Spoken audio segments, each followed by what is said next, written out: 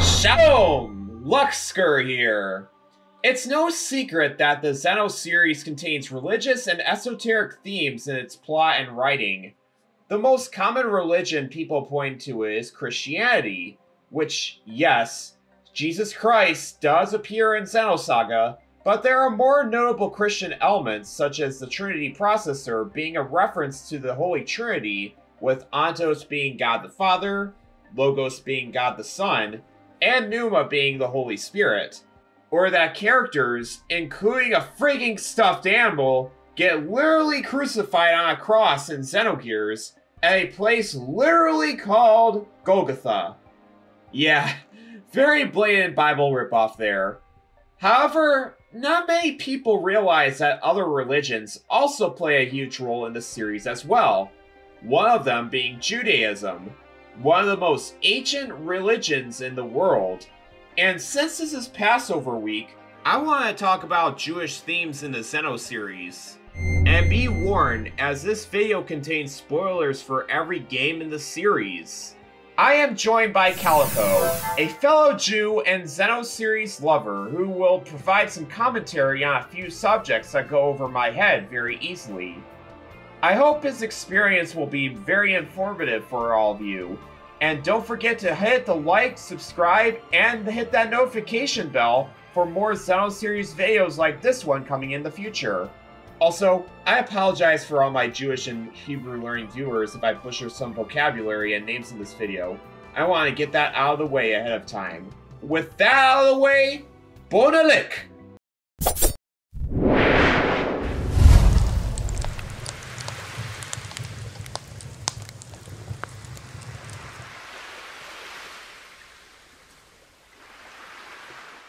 Let's go ahead and start with Xenogears, and what a better way to start with the first contact, Abel, who is the kid that basically recreated the world.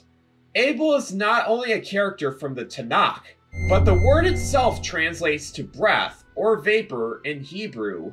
The breath part in this context refers to the breath of the spirit, which is often connected to the soul of humankind.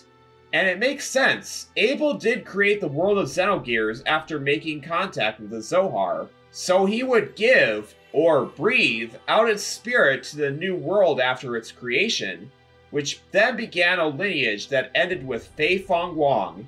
Keep this meaning in the back of your head when we get to Xenoblade. Now it's time to talk about our favorite fetus alien god thing, Deus, which, by the way, did you know that Deus' original name is Yahweh? That word can be very complicated by Jewish standards, so let's have Calico talk about it. It's the name that God himself used to refer to himself when speaking to Moses. It roughly means I am, although there have been a few translations of the word. It is considered too holy to speak outright, so only the consonants are used, which are Y, H, W, H. The word itself can be written and pronounced in different ways too, due to the fact that there's technically no spoken version of the Bible, at least originally. The reason why Yahweh wasn't chosen as the name for the final boss in Xenogears was actually a decision made by Xenogears' English localizer, Richard Honeywood. He was concerned that the bit of naming can offend the game's audience, such as the Jewish people, so he had to confront the development team directly to change the name, with interesting consequences. In 2011, Honeywood in an A4 podcast stated this. I was actually at a meeting with the development team and said, in Japanese, was saying, you can't call it Yahweh. Right. You can't do that. And I was just like getting exasperated. And I said, in Japanese, Yabeyo. And they all laughed and thought it was the greatest pun ever. And so the last boss is suddenly called Yabe. And it was just, really? Yeah. Oh, that's how it gets called Yabe in Japanese. So explain Yabe for people who don't. Yabe is just like it's... Thank you, Richard Honeywood, for not having us kill the sacred god in Jewish tradition. The gears in the Japanese version all have a Hebrew suffix at the end of their name. For instance, the Omnigears were called Giabara. The word Bara comes from the Tanakh as well, when it was used when God created the world out of nothing, or the non-existent, giving the Omnigears a very holy or godlike presence to other characters. Regular gears in perfect works have the suffix asa, which is used in the Tanakh to describe someone making something out of pre-existing material. Which makes sense because the gears, in theory, came from the same materials used to build the Eldritch, as they were once part of that same ship, whereas Omni-Gears were created out of nothing with their alignment with an animal relic. Omni-Gears also have the prefix Eb, which is the designation of God, or God or deity in Hebrew, also found in Perfect Works. Have you ever realized why every country's name in Xenogears all sound Jewish? That's because the towns are all named after the months on the Hebrew calendar. Ave, or Ava, in Japanese, is a transliteration of the 5th month of the Jewish year, Av. The country of demi-humans, Elru, is named after Elul, the 6th month of the Jewish year. Kislev, Nisan, and Shavat are the 9th, 1st, and 11th months of the Jewish year, respectively. Thames are a very messy translation of the 4th Jewish month, Tammuz. Must be the British inside Richard Honeywood that made the conclusion that was an accurate translation. Even though the names of these characters mostly came from the Bible, 2 of the 4 elements have names that come from Jewish angels. Calvena, or Cherubina in Japanese, are derived from cherubim, the 9th ranked angel in the Jewish angelic hierarchy, and Seraphita's name derives from seraphim, the 5th ranked angel in the hierarchy. Believe it or not, both types of angels are described differently compared to the Christian belief. Cherubim in rabbinic literature are described as 2 human-like figures with wings, one a boy and the other a girl, who are typically placed on a mercy seat in inner sanctums. They also were decorated in the 1st and 2nd temples in Jerusalem. Seraphim are literally called burning angels, and in Kabbalah, appear as the angels in the world of Berea, or creation, whose existence is to keep their distance from Atzilut's divinity by continuously burning up due to self-nullification. They are also depicted as a flying asp with human characteristics, as encountered by the prophet Isaiah. Seraphita's name makes sense with how her element is fire. Additionally, Dominia's name, Yizkor, is the opening word to the Jewish memorial prayers. They're essentially prayers that help the souls of the deceased find peace and allow the people who are reciting them to express their grief. They can vary in tone, but some are so cherished that they actually can take the form of songs, believe it or not. Yizkor itself is recited for 4 holidays, although this wasn't always the case. It was originally only utilized during Yom Kippur, and it was basically so that those who have passed on could be remembered and honored. It's also said that it has the ability to help departed souls, whether they are troubled or need to be uplifted and such. Myong's last name, Hawa, is similar to the Hebrew version of the name for Eve, the first woman on earth as described in the Tanakh, which is Chawa or Chava, which makes sense because she is the first woman to have even graced the world of Xenogears. Hawa can also mean commonly as the living one or the source of life. It is also possible that Elohim is a rendering of El and Hayim, which translates to God's life. An interesting contrast with each other, and make both Eli and Myong's names a nod to the similar meanings in Hebrew. I also find it interesting that the Hebrew etymologies of their names point out how they created life in Xenogears' world. To get back to the original creator, we go to Katamoni, the biological supercomputer responsible for creating the original Elohim, is actually a mistranslation relating to Adam Kadmon, or the primordial man. Adam was the primordial man. He comes from the Kabbalah, but he was influenced by Gnosticism as well, depending where you look.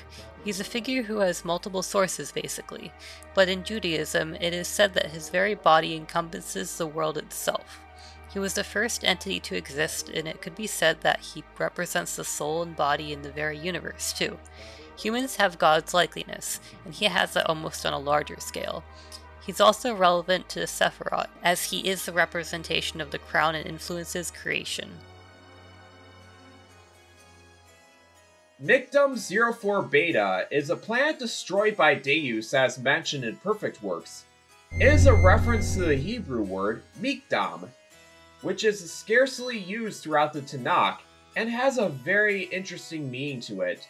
I will have Calico talk about that. Its meaning can be very difficult to grasp, but its roots imply that it means to cover or inscript something. But it really goes way deeper than that. Originally it was associated with David, and there's been guesses that it defines a certain style of psalm, which are often sentimental in nature. It's a bit funky. Nowadays it's kind of morphed into a way to refer to Jewish epigrams, which are just silly little poems basically. The path of the Sephirot owes its name to the 10 creative attributes of God known as the Sephirot. The path part references a term in the Kabbalah known as the path of the flaming sword, a way in which people pass through the 10 Sephirot, starting with the Malkuth, the physical realm, with the last Sephirot being the Keter, the upper realm, then reaching up to the Ein Sof, the infinity realm. When Krellian mentions this in the ending cutscene, it's a reference to the purposes of Sephiroths when God would return to each part of them. The Tree of Life from Kabbalah, which holds the 10 Sephiroth, is represented as Solaris' emblem. While not exact, it stands out to be very recognizable in that sense. Neo-Jerusalem and Lost Jerusalem are also talked about in Perfect Works. Jerusalem is where Judaism and other Abrahamic religions all began. In the same vein, this is where all things began for humanity in Xenogears, and later on, the Xenosaga universe. Jerusalem is quite literally the holy city. Its name actually means this. It has a long history and is important to multiple religions, but for Judaism specifically, Temple Mount is one of the holiest places and it is located there. It was also where Isaac was said to be sacrificed by Abraham. The first and second temples were located there, which are also very relevant to Judaism. This is only the tip of the iceberg, as there are other holy places that house important events that are located there. The animal relics have the same names as Jacob's children in the Tanakh.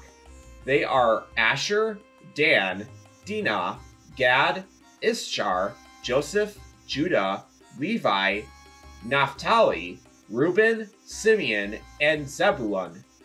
We will talk about these again in the Xenosaga section, so keep this at the back of your mind. Zeboim is a city that was destroyed in both Xenogears and in the Tanakh. Zeboim was one of the cities destroyed by God in the Valley of Sodom due to the wickedness of the people in the cities. The Hebrew word for it means gazelles. The Zohar from both Xenogears and Xenosaga is a reference to the Zohar of Jewish mysticism, or the Jewish Kabbalah. The Zohar is a collection of writings that are very spiritual in nature.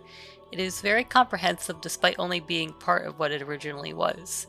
As with a lot of things in Judaism, people disagree about their stance on it. Some people think it's hogwash, while others believe it to be extremely sacred. The reason it is important to some, though, is because it contains commentary on the Bible and explains its secrets in further detail. In general, it also helps one understand the entire universe better. Supposedly. Some people do not believe this, though. To some who do view it as important, you're not even allowed to read it until you're 40 years old, just due to how impactful it can be. Uroboros, the ghastly form of Myung, bears multiple resemblances to Lilith. She is considered by Jews to be the mother of all humanity. She conceived life forms that would be the roots of all humans that came to be on the Xenogears planet. She is also half snake and has angel wings, signifying the divine aspect of her being. Lilith often represents the darker and feminine side of God, and is commonly associated with childbirth. Ezekiel's vision shows God calling a chariot with animal heads, namely a bull, a lion, and an eagle. This likely corresponds to the element's gears, aside from the bull part. The head of God himself, however, can represent Blade Gash. It is important to note here that the chariot is said to be the same object mentioned when referring to Merkaba mysticism, because Merkaba literally means chariot in Hebrew. Phew! That's a lot of Jewish and Hebrew terms to talk about, but it's important to note that Xenogears and Xenosaga share very similar themes and terminologies with each other. Things like the Zohar, Abel, Mikdam, and Lost Jerusalem are a few of those things, but interestingly enough, there's a lot more Jewish terms in the Xenosaga series that you might not think off the top of your head too, and we will get into them right now. Let's start by talking about a couple Hebrew names right off the bat. Yeshua is a given Hebrew name, which was also the name Jesus went by. Yoachim Mizrahi's name is derived from the Hebrew name Yehoiakim, meaning the Lord raises up, or more literally, raised by Yahweh. This name was referenced multiple times in the Tanakh. Margulis is a Jewish family name derived from Margulit, meaning pearl. There are also 2 NPCs in Xenosaga Episode 3 with Jewish names. One is called Shalom, meaning hello, goodbye, and peace in Hebrew, and the other is Yiftach, meaning he will open. The Mizrahi name is a reference to the Jewish sect of the same name, which means Easterner in Hebrew. The Mizrahi Jews are Jewish people with Middle Eastern ancestry. However, this term has been a bit hectic in nature, as it originally was a way to label Jews that weren't Western nor had European descent. It was a label and a way to categorize them, which isn't good. It has taken on a more positive meaning in recent years, but originally it was a bit of a controversial term since people felt it was stripping people of their origins. Nephilim's name comes from the group of demons or giants depicted in the book of Genesis. The use of Nephilim as her name is very interesting, as Xenosaga Episode 1 depicts her as a mysterious girl akin to a mysterious being, as described in the Tanakh. And the fact that the Hebrew meaning of Nephilim are called the Fallen Ones, it signifies Nephilim's given name by Grimoire Verum to be the daughter who will recreate the world from the Zohar. It's an interesting theory to think about for sure. Ziggurat 8, or Ziggy's original name, is a reference to the structures built in Mesopotamia. Now, you may be asking me, that concept isn't anything to do with Judaism? But you are very mistaken, because the word itself comes from the Hebrew word sakar, meaning to protrude, similar to how a ziggurat itself is structured. Canaan's name comes from the ancestral land from which several Semitic peoples, including Jews, were originally from. The land of Canaan itself is broadly associated with the Promised Land, to which was also the name given to Noah's grandson, who was cursed by Noah into involuntary servitude. This was also referenced in the Tanakh. Gnosis is based on the Greek word for knowledge. This is a spiritual and esoteric form of the belief that is not written in dogma. Its origins are more Judaic in nature, as Jewish Gnosticism has existed since pre-Christian times. I only know about its concepts, really, as I personally have not studied it much in detail, at least not yet. But there's not necessarily a Jewish Gnosticism, technically. It's more so that ideas of Judaism are intertwined with Gnosticism itself, and that's how some concepts in Gnosticism were supposedly formed. I say supposedly because there's no historical connection that is widely accepted as fact, but for some example of related concepts, Yaldabaoth is a reference to Yaldabaoth, which is Hebrew, and there are some similarities between the Sephirot and the Gnostic Pleroma. Not everyone agrees that the two concepts are linked or even influenced by each other, which is okay. If you want to do some research into Judaism and Gnosticism and their similarities, I personally think looking into Lurianism is a nice starting place. The symbols on the Zohar emulators are all labeled in alphabetical order from the Hebrew alphabet, as shown on screen right here. It's important to know that this symbol is also used to denote acronyms. Specifically, these symbols indicate the acronym of the 10th letter, and the first and second letters to create 11 and 12. Now let's talk about Jacob's sons again, as their names appear in the vessels of Anima. And furthermore, the ES moniker granted to any of the vessels of Anima is a reference to a specific Kabbalah term. Can you guess what it is?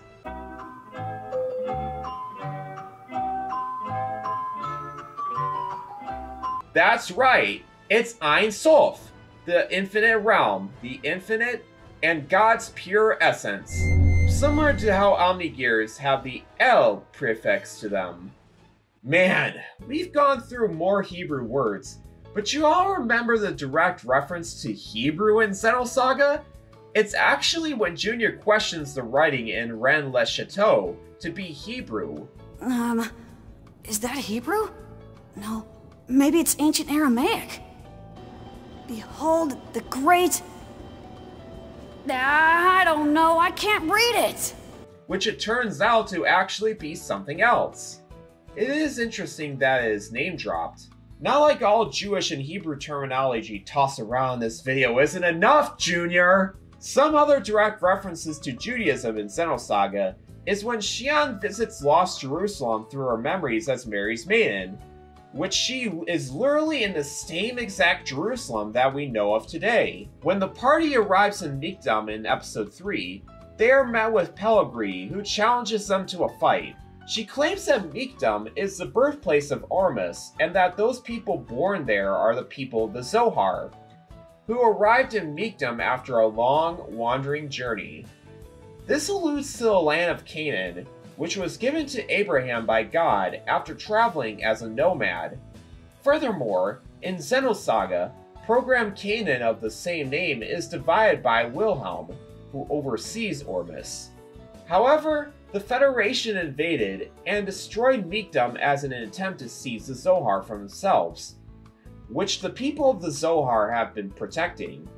This is an allusion to the Jewish diaspora, in which the Romans expelled Jews from Judea, or what was known as Canaan, as a means of making it an official Roman province rather than a protectorate.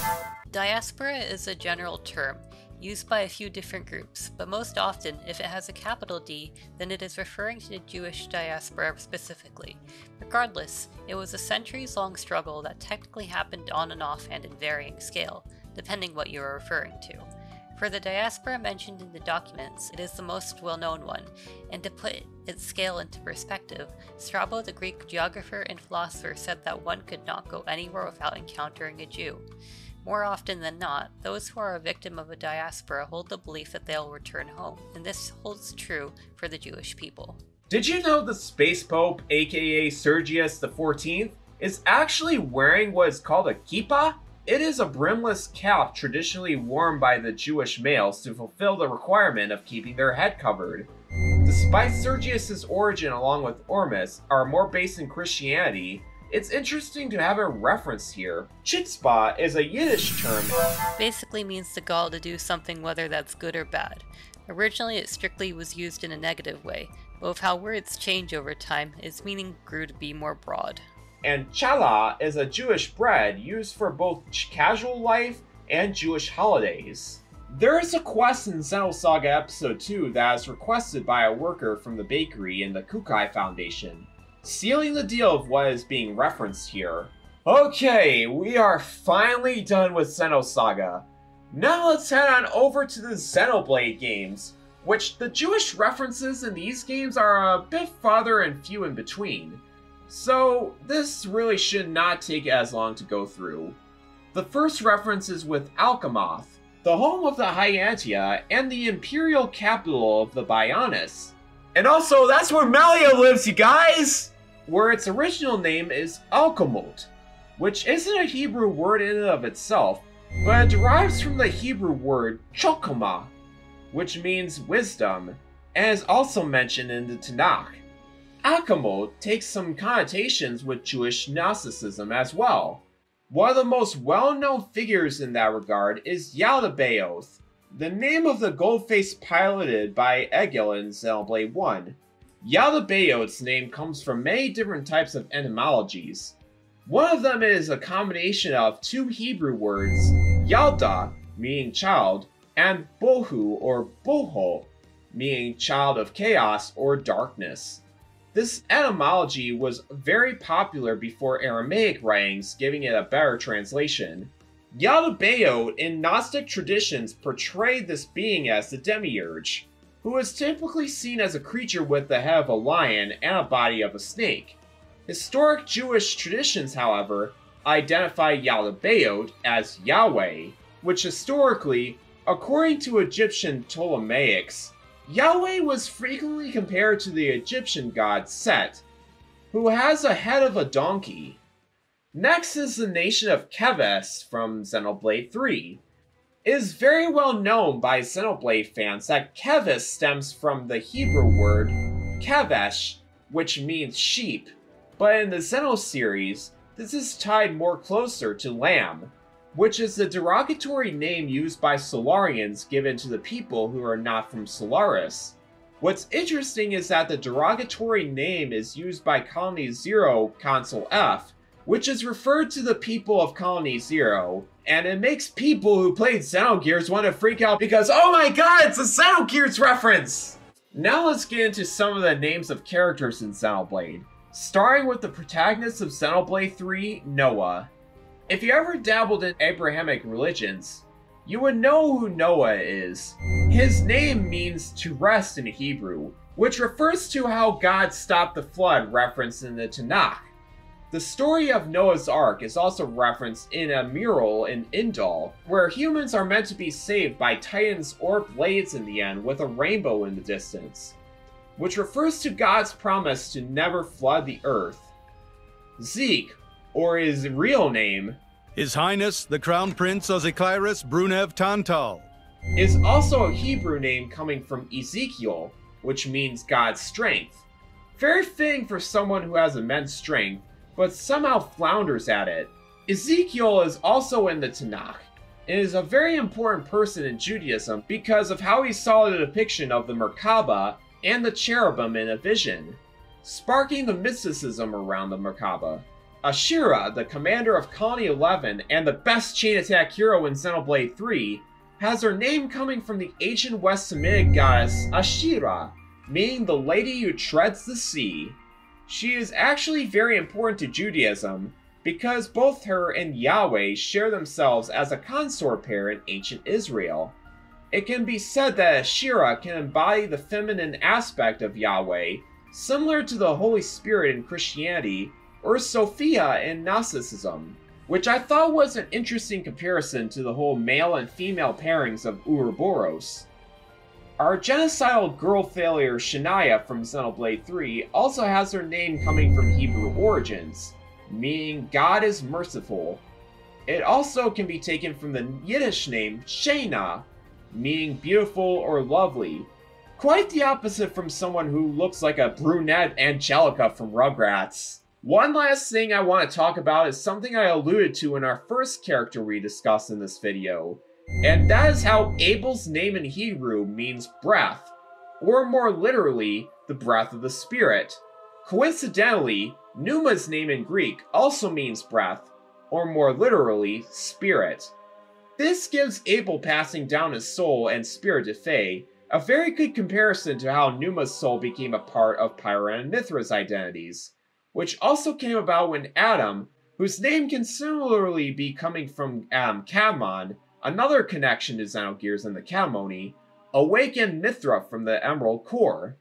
I find this connection truly fascinating. And with that, we are finally done. Now I can go through all the Xenoblade locations and see if there's a word that might have stemmed from Hebrew in some way, but I'll leave it up to you all in the comments section. And I want to thank you all for watching until the end. And I want to give a special shout out to Calico for giving us more context into Jewish words and what they mean in the context of his religion. If you like these kinds of videos, please share them around if you can. Also, don't forget to leave a like and subscribe as well. Until next time, everyone, see you on the other side!